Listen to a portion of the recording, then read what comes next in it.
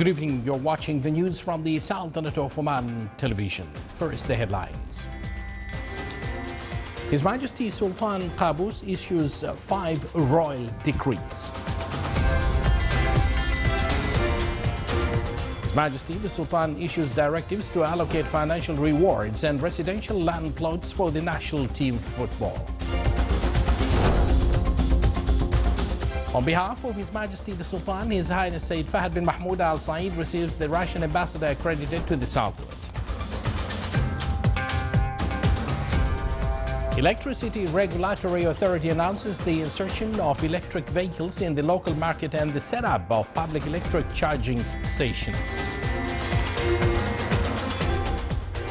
And 5 archaeological sites are discovered in the Wilaya of Saham dating back to the civilization extending from the 2500 to 2000 years BC.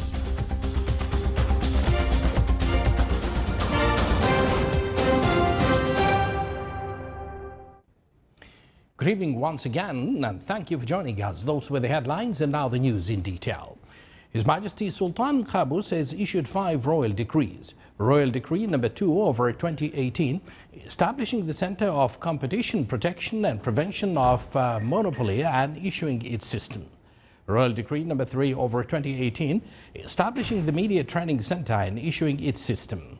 Royal Decree number 4/2018, deciding the usufruct status to the project of the production system from floods as risks of Al Jifnain Wadi in the Wilaya of Sib in the Governorate of Muscat. Royal Decree number 5/2018, amending Royal Decree number 3/2015 by deciding the usufruct status to the project of implementation of the first phase of railway network in the Governorate of Al Barami, the Wilaya of Sohar. Royal Decree number 6/2018, authorizing the concession of Mole West Oman BV Company Oman branch from 35% of its rights and commitments in the oil agreement signed on 9th of September 2012 for block number 66 to Hydrocarbon Finder A and B Company. In the framework of the continuous royal generous care of His Majesty Sultan Qaboos on the athletes, His Majesty the Sultan issued directives to allocate financial rewards for the national football team champions of the 23rd Gulf Cup tournament, which was held in the state of Kuwait. The rewards included all players and administrative as well as technical bodies of the team. His Majesty granted all the team players residential land plots due to their great football achievements in the tournament.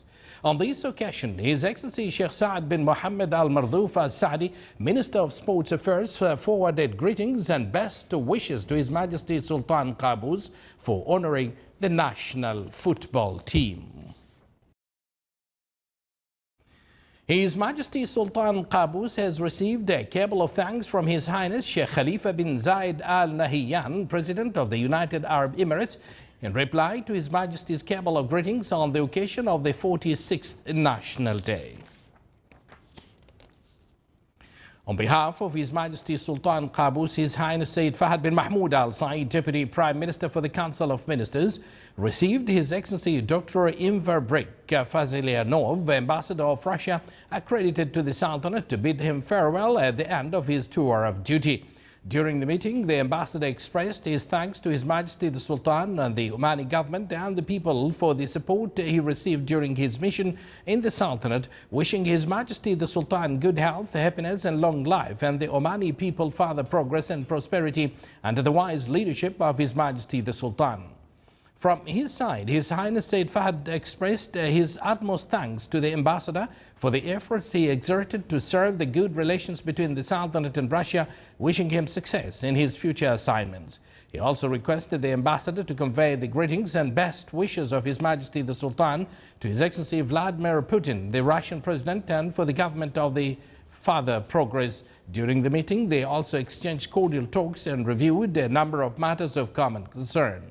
The meeting was attended by His Excellency Sheikh Al-Fadl bin Mohammed Al-Houthi, Secretary General of the Council of Ministers.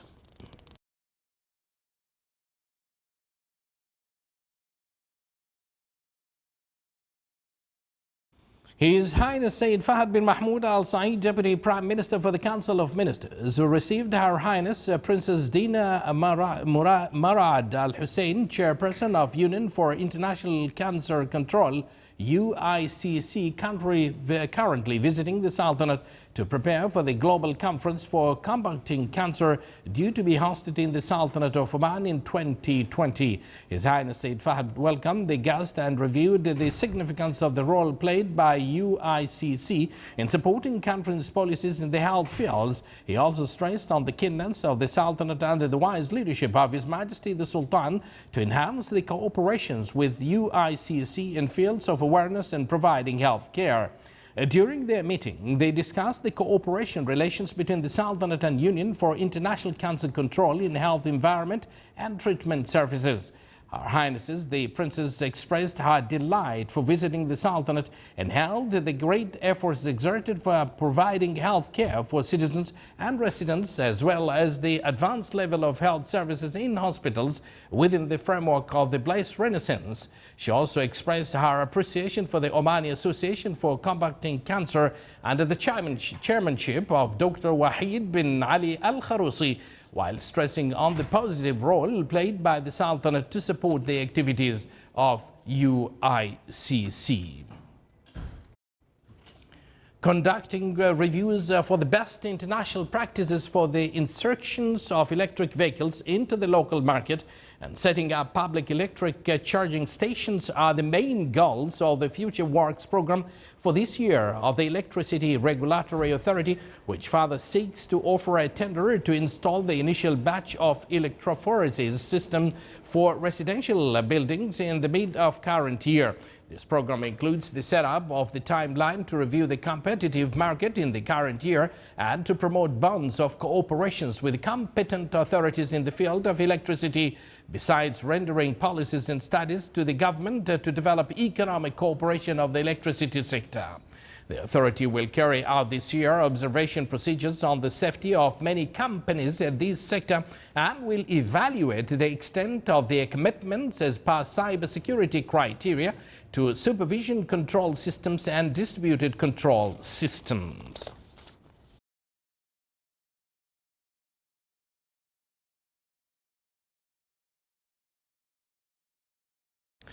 The Ministry of Manpower indicated that almost 6,000 job seekers have been employed from December until 8th of current January.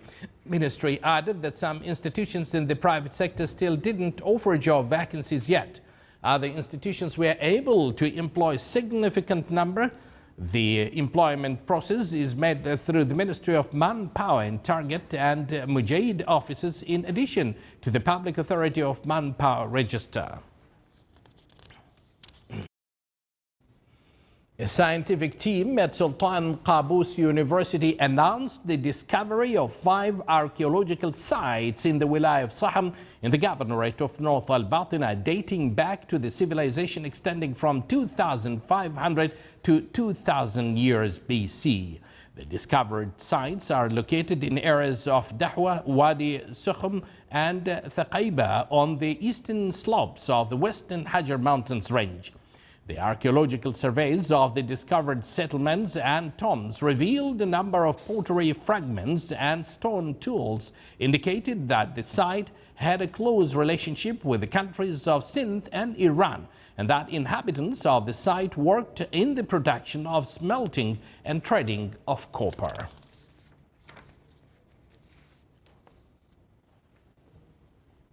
The National Defense College celebrated its annual day, which falls on the 8th of January each year. The activities included the speech of Major General Salim bin Musallam Qatam, commander of the National Defense College. After that, the musical bands performed a number of musical pieces and songs. Some staff of college were honored for the great efforts they exerted during their work period. The ceremony was presided over by His Excellency Mohammed bin Nasser al-Rasbi, Secretary General of the Ministry of Defense.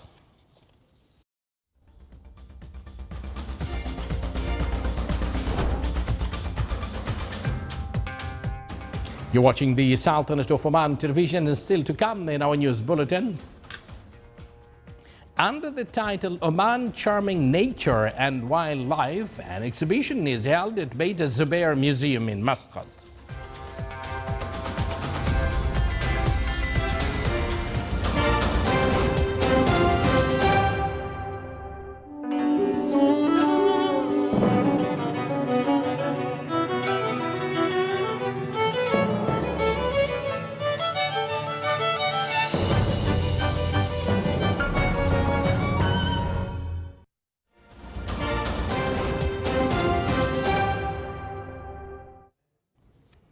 Welcome back to the news from the Southern of Oman television. Heavy fighting erupted between Syrian government forces and rebel fighters in the Damascus suburb of Harasta today. Footage showed Syrian army troops firing mortars and missiles on suspected rebel posts.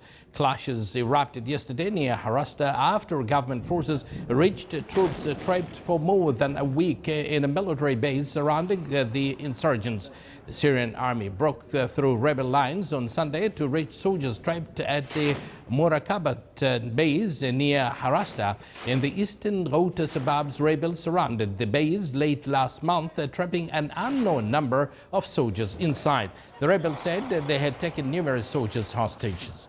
The Syrian Observatory for Human Rights said 159 rebels and government soldiers were killed in the fighting. North Korea said it has restored the military hotline between two Koreans on the western section of the border. South Korean Vice Unification Minister Chum Hyun-sung made the announcement to reporters at Panmunjom today, citing North Korean delegates from the meeting. South Korea confirmed that the inter-Korean communication lines were connected. In response, the South will resume normal operation of wired military communications from tomorrow morning.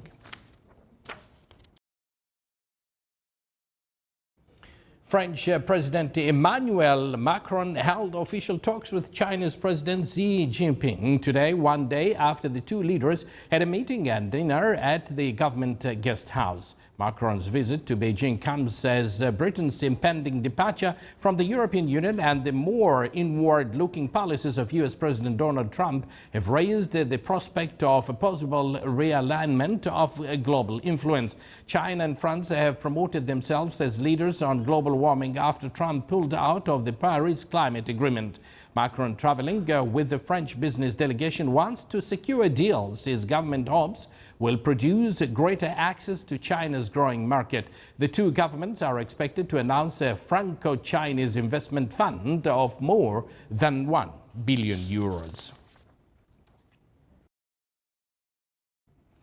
A train collision on the outskirts of South Africa's commercial hub, Johannesburg, left more than 200 people injured. It was the second train crash in the area within a week. The city's emergency management services said at least 226 people were taken to hospitals, but most with minor injuries. No one died in the crash at the commuter train station in Germiston. One train carriage derailed. The cause of the crash was not immediately clear, but authorities were on the scene and investigating. A passenger train crashed last week south of Johannesburg, killed at least 18 people and injured about 260. Authorities said the train carrying people home after the holiday slammed into a truck that was trying to cross the tracks in time. A group of musicians from Norway have given a concert using musical instruments made of ice in Russia's northern city of Kirovsk. According to the musicians, the instruments were made from frozen water taken from a local lake, and this particular water gives the instruments a very clear, distinctive sound. The concept was inspired and lead Norwegian dramaturg insurgent who has been experimenting with cold music for about 20 years and has released 7 music albums. Given the low temperatures in northern Russia in winter, ice is widely used in the area for creating art sculptures aimed at attracting tourists and local visitors. Despite the need to pay an entrance fee, the festival has proved very popular with visitors.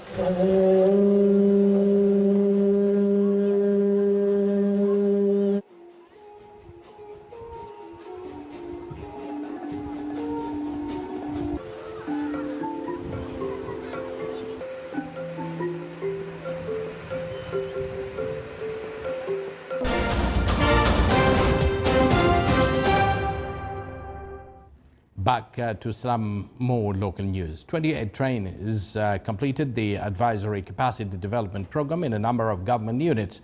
During 3 months, the trainees were divided in practical workshops on a number of specialized programs provided by British educational institutions.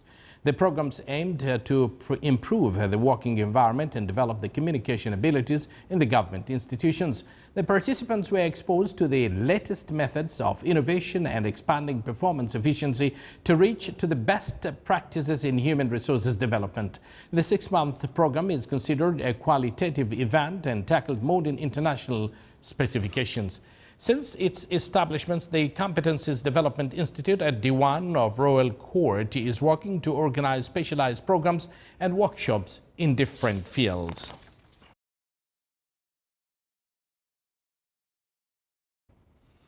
A number of commercial consultants in embassies of European Union member countries paid a visit to a special economic zone at Duqm to get acquainted to investment opportunities and incentives available for businessmen.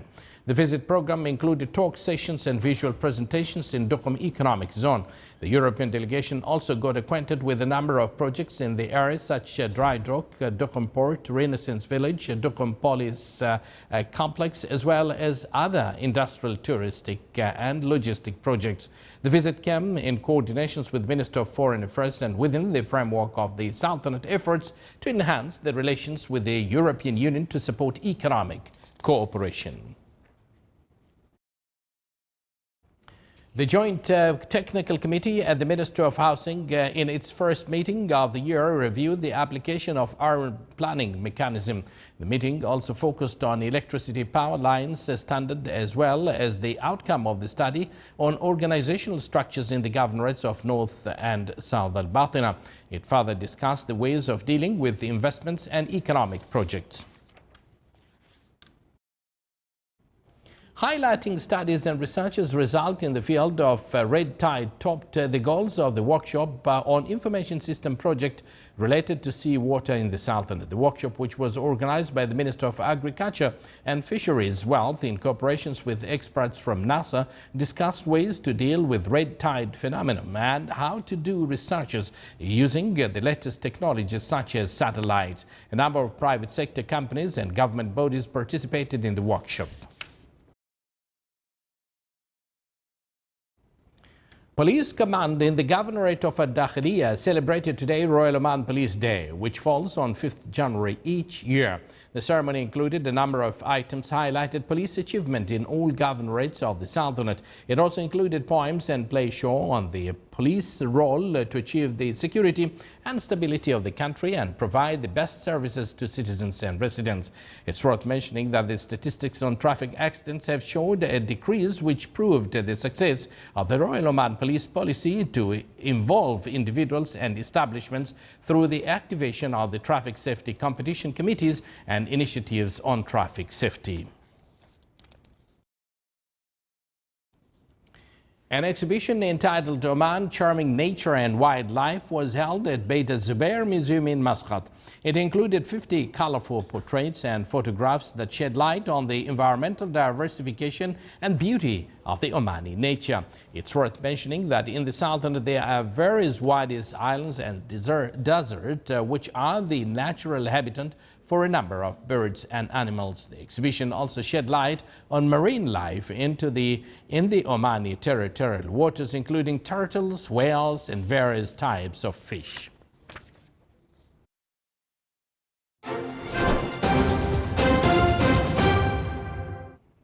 And now for the general weather forecast around the Sultanate. Clear to partly cloudy skies will prevail over the coastal areas of Sea of Oman and the Governorate of Musandam, with chances of scattered rains over the Hajar Mountains. Rest of the Sultanate will have clear skies. Winds will be northwesterly light to moderate. Seas will be moderate to rough with a maximum wave height of 2.5 meters. More details on your screen.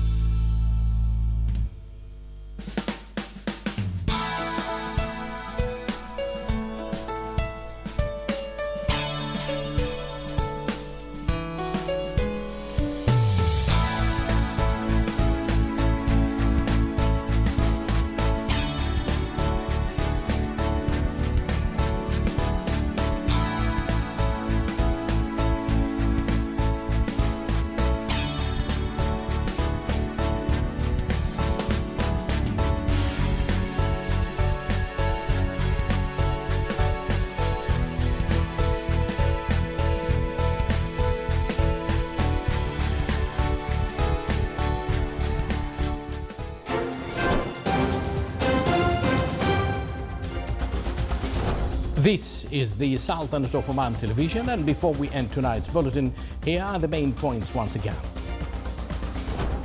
His Majesty Sultan Qaboos issues 5 royal decrees. His Majesty the Sultan issues directives to allocate financial rewards and residential land plots for the national football team.